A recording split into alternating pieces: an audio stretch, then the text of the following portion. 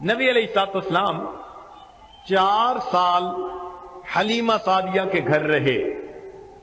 ان 4 سالوں میں ایک دو عجیب واقعات ہوئے. حلیمہ کی بیٹی تھی جس کا نام تھا شیمہ، جوان العمر تھی. وہ بکریوں کو لے جایا کرتی تھی چرانے کے لیے. ایک دن دیر ہو گئی اور وہ بکریوں کو لے کر نہیں گئی. حلیمہ نے کہا بیٹی آج تو بکریاں چرانے نہیں لے کر گئی. شیمہ نے کہا اماں بکریاں زیادہ ہیں، میں اکیلی ہوں، ان کے پیچھے بھاگ بھاگ کے میں تھک جاتی ہوں، میرے ساتھ کوئی اور بھی ہو تو میں تب جاؤں گی. اس نے کہا بیٹی میں بھی بوڑھی ہوں، تیرا باپ بھی بوڑھا ہے، تو ہی تو گھر میں جوان العمر ہے، یہ مشقت کا کام تو تم ہی کرو گی، ہم تو مدد نہیں کر سکتے.